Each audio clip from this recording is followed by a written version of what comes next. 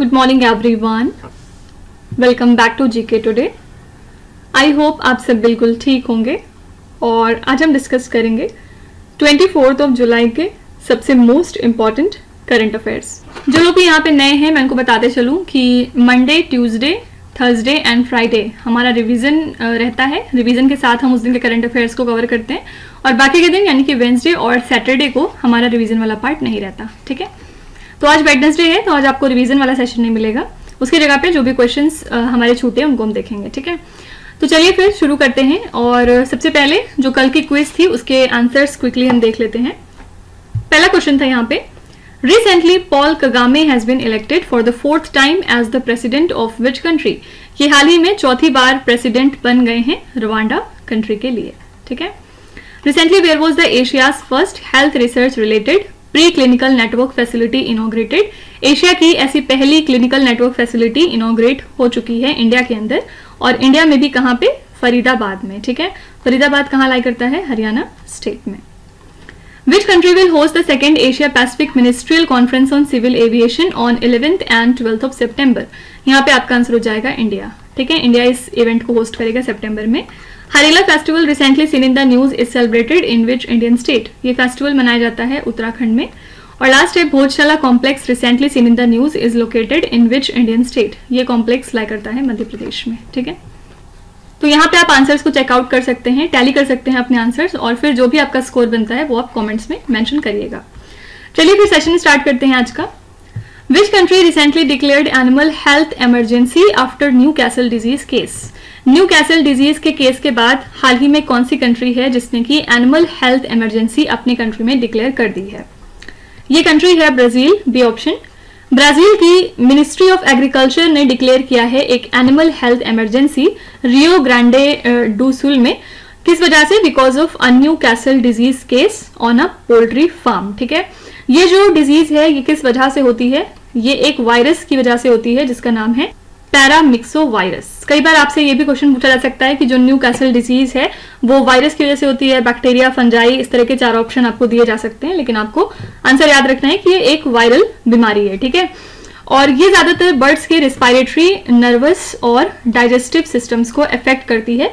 Highly contagious है यानी कि छूत की बीमारी है, और ये फैलती है through direct contact with infected birds and contaminated mineral. ठीक है, सिम्टम्स क्या क्या इसके होते हैं? जैसे कि लॉस ऑफ एपेटाइट, कफिंग और डिसकलर्ड वेटल्स वगैरह। ठीक है, याद रखिएगा इस बीमारी के लिए फिलहाल कोई ट्रीटमेंट मौजूद नहीं है और प्रिवेंशन टोटली रिलाई करता है वैक्सीनेशन के ऊपर और बायोसिक्योरिटी के ऊपर। यही रीजन है कि ब्राजील कंट्री को health emergency, animal health emergency declare करनी पड़ी है। ठीक है, तो आंसर है यहाँ पे बी ऑप्शन, ब्राजील। ठीक है, यहाँ पे हाल ही में इसरो के साइंटिस्ट ने सक्सेसफुली मैप कर लिया है एडम्स ब्रिज का सबमर्ज्ड स्ट्रक्चर। ठीक है, एडम्स ब्रिज को आप राम सेतु के नाम से भी जानते हैं, और ये एक 48 किलोमीटर्स का लाइमस्टोन चेन है जो कि कनेक्ट करता है आपके रामेश्वरम आइलैंड्स को मन्नार आइलैंड्स के साथ। ठीक है, रामेश्वरम आइलैंड्स कहाँ पे हैं? इंडिया में, और मन्नार आइलैंड्स हैं श्रीलंका में। तो ये ब्रिज जो है ये सेपरेट करता है गल्फ ऑफ मन्नार और पाक स्ट्रेट को, जहां पे इसमें वाटर 1 से लेकर 10 मीटर्स तक रहता है। और जियोलॉजिकल एविडेंस इंडिकेट करते हैं कि पहले इनके बीच में एक लैंड कनेक्शन हुआ करता था जिनका जिक्र रामायण और इस्लामिक लेजेंड्स बुक में हो चुका है। ठीक है, तो बाद में जाके सबमर्ज हो गया था since 1480 because of natural calamity.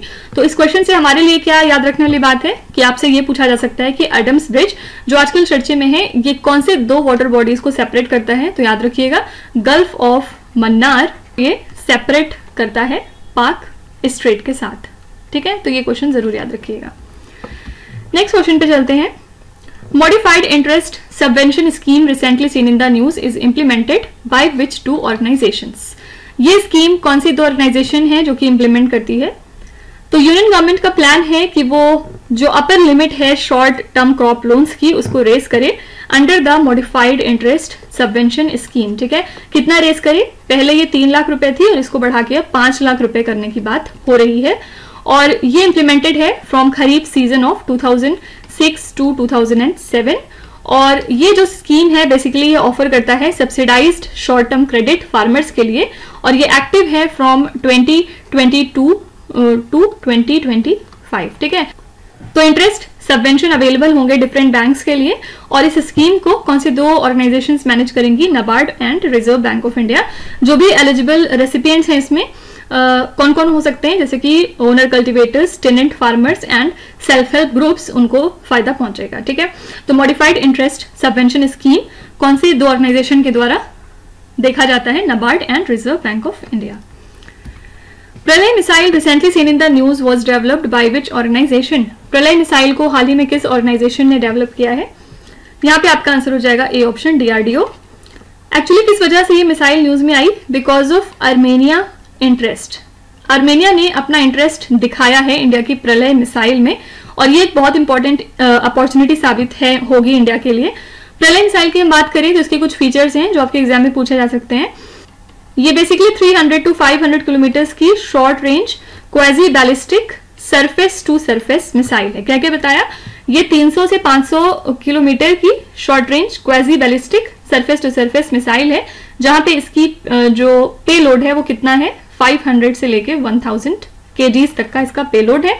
इसको डीआरडीओ ने डेवलप किया है अपने डिफेंस नीड्स के लिए, और ये फीचर करता है सॉलिड फ्यूल प्रोपल्शन को, इनर्शियल गाइडेंस को, और साथ ही डीएस मैक्स सीकर को फॉर टर्मिनल गाइडेंस। तो इसमें डिफरेंट वॉरहेड ऑप्शंस आपको मिलेंगे, साथ ही जो रेडार सिग्नेचर है वो भी कम है। ठीक है, तो बस हमें दो बातें याद रखनी है कि प्रलय मिसाइल को डेवलप किया है डीआरडीओ ने। न्यूज में क्यों आया? क्योंकि आर्मेनिया कंट्री जो है वो इसको हमसे परचेज करना चाहती है। ठीक है, Recently, the Union Minister of Coal and Mines inaugurated National Landslide Forecasting Center in which Indian city? Union minister of coal and mines कौन है? Mister G Kishan Reddy. हाल ही में इन्होंने इनॉग्रेट किया है नेशनल लैंडस्लाइड फोरकास्टिंग सेंटर को। कौन सी सिटी में? तो इन्होंने इनॉग्रेट किया है नेशनल लैंडस्लाइड फोरकास्टिंग सेंटर को at the geological survey of India in Kolkata. ठीक है, इस दौरान एक वेब पोर्टल जिसका नाम था भू संकेत वेब पोर्टल, और एक एप्लीकेशन था जिसका नाम था भूस्खलन एप्लीकेशन, इसको भी लॉन्च किया गया है, जिससे कि लैंडस्लाइड हैजार्ड डेटा डिसेमिनेशन को फैसिलिटेट किया जाए और पहले से इसको फोरकास्ट किया जा सके। ठीक है, जीएसआई की बात करेंगे तो इसको एस्टैब्लिश किया गया था 1851 में। इसका फोकस क्या है? जियो साइंटिफिक इंफॉर्मेशन को एक्सप्लोर करना और मिनरल रिसोर्स असेसमेंट को देखना थ्रू सर्वेज एंड रिसर्च। और जीएसआई का हेडक्वार्टर कहाँ पे लाई करता है? कोलकाता में। याद रखिएगा, इसके 6 और रीजनल ऑफिसेज हैं इंडिया के अलग अलग स्टेट्स में। ठीक है, तो ये जो सेंटर है ये कौन सी सिटी में इनॉग्रेट किया गया? Answer is Kolkata. नेक्स्ट है transiting exoplanet survey satellite recently seen in the news is a mission of which space organisation. ये सैटेलाइट जो आजकल चर्चे में है ये किस स्पेस ऑर्गेनाइजेशन का मिशन है, आपको ये बताना है। तो एक स्टडी की है सैटेलाइट ने जिसमें कि 2 ब्लैक होल्स कंफर्म हुए हैं at the centre of Galaxy OJ287, जो कि 4 बिलियन लाइट ईयर्स दूर है हमसे। ठीक है, और इसको लॉन्च किया था नासा ने। कब किया था? 2018 में। ये जो सैटेलाइट है ये सर्च करता है एक्सोप्लैनेट्स को अराउंड द ब्राइटेस्ट स्टार्स, और अब तक इसने जो है 410 कंफर्म्ड एक्सोप्लैनेट्स को डिस्कवर किया है, और ये बहुत छोटे रॉकी से लेके ज्वाइंट भी हो सकते हैं। और ये जो सैटेलाइट है ये अर्थ के अराउंड ऑर्बिट करता है एक बहुत यूनिक हाई ऑर्बिट पे। ऐसा माना गया था कि 2020 इसकी डेडलाइन रहेगी, लेकिन अभी भी ये उसी तरह से ऑर्बिट कर रहा है अर्थ के अराउंड। ठीक है, तो ये सैटेलाइट किसने डेवलप किया है? आंसर है नासा ने। नेक्स्ट है Ratapani wildlife sanctuary recently seen in the news is located in which Indian state. ये वाइल्ड लाइफ सैंक्चुरी कहाँ पे है? Your answer here is A option, Madhya Pradesh. Madhya Pradesh state wildlife board ने अप्रूव किया है रातापानी वाइल्ड लाइफ सैंक्चुरी को as the state's 8th tiger reserve. ठीक है, और ये लोकेटेड है भोपाल के पास ही, और ये फैला हुआ है 823 स्क्वायर किलोमीटर्स में। टोटल 2 डिस्ट्रिक्ट्स को मध्य प्रदेश की कवर करता है ये। कौन कौन सी? पहला है इसमें राइजिन और सेकंड है सीहोर डिस्ट्रिक्ट्स। ठीक है, तो इसको स्टैब्लिश किया गया था 1976 में, बाद में इसको एक्सपैंड किया गया 1983 में, फिर फाइनली इसको टाइगर रिजर्व घोषित किया गया 2008 में। तो रातापानी फीचर करता है रॉकी फॉरेस्ट एक्वेटिक एनवायरनमेंट, और साथ ही इसके अंदर एक यूनेस्को वर्ल्ड हेरिटेज साइट भी लोकेटेड है जिसका नाम है भिमबेटका। ठीक है, तो ये लाई करता है विंध्या हिल्स पे जो कि पैरेलल है to the Narmada river. Ratapani wildlife sanctuary की लोकेशन याद रखिएगा, ये लोकेटेड है मध्य प्रदेश में। नेक्स्ट है Recently, which state government announced a pension scheme for Varkaris who take part in the annual pilgrimage procession to Lord Vitthal Temple? कौन सी state government है जिन्होंने पेंशन स्कीम अनाउंस की है वर्कारीज के लिए? वर्कारीज कौन होते हैं? ये जो लॉर्ड विठल टेम्पल का प्रोसेशन होता है हर साल, उसमें ये पार्टिसिपेट करते हैं। तो ये इनिशिएटिव है महाराष्ट्र गवर्नमेंट का।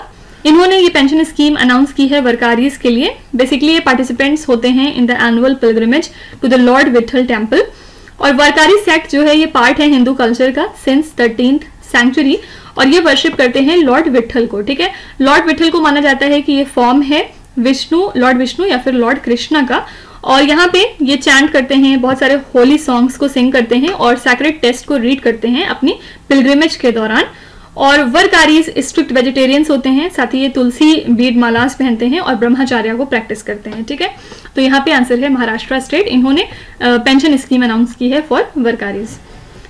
देखिए, इसके अलावा हाल ही में एक रिपोर्ट पब्लिश की गई है by the ICP means India child protection, और इस रिपोर्ट का नाम क्या है? Towards justice ending child marriage.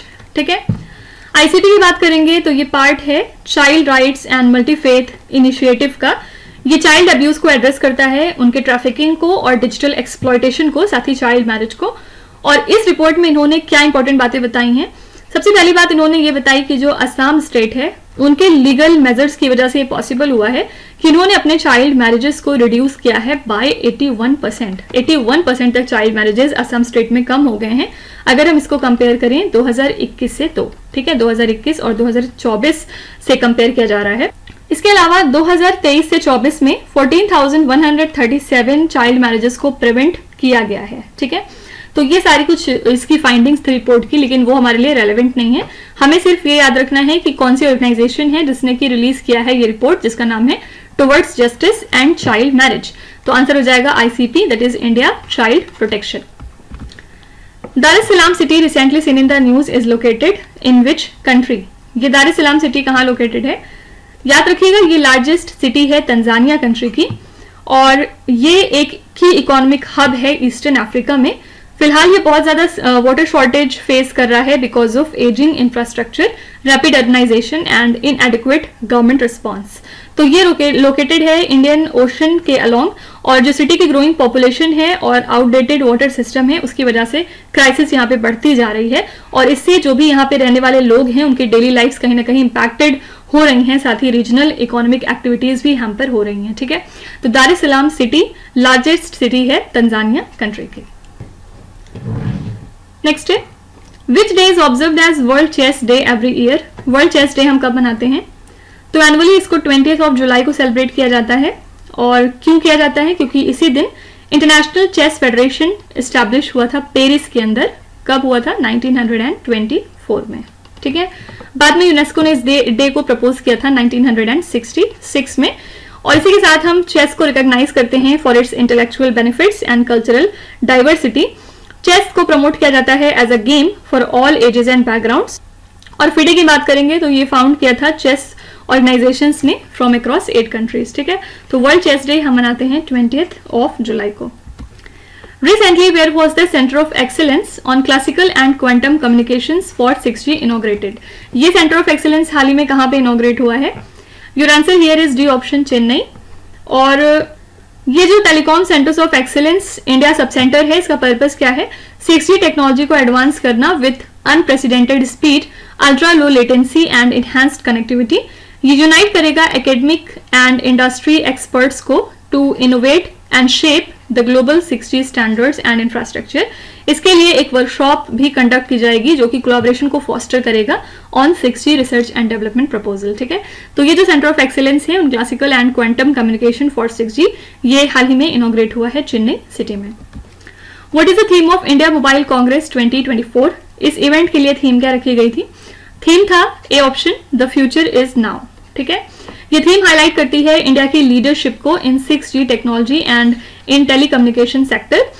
इसके अलावा इस इवेंट में इनोवेटिव सॉल्यूशंस शोकेस किए गए। इसके अलावा 500 मीटिंग्स होंगी विथ 1000+ इन्वेस्टर्स, और इसमें डिफरेंट मेमोरेंडम ऑफ अंडरस्टैंडिंग्स भी साइन किए जाएंगे जिससे कि जो साइबर सिक्योरिटी है वो इन्हांस हो सके। ठीक है, तो ये जो थीम रखी गई है ये एम्फेसाइज करती है इमीडिएट एडवांसमेंट्स के ऊपर और फ्यूचर पोटेंशियल के ऊपर इन द टेक सेक्टर, जो कि रिफ्लेक्ट करेगी एक फॉरवर्ड लुकिंग अप्रोच। ठीक है, तो इंडिया मोबाइल कांग्रेस 2024 के लिए थीम रखी गई है द फ्यूचर इज नाउ।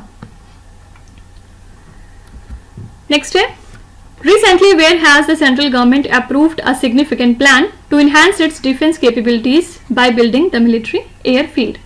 तो सेंट्रल गवर्नमेंट ने एक प्लान अनाउंस किया है अपनी डिफेंस कैपेबिलिटीज को इनहांस करने के लिए by building the military airfields. कहां पे?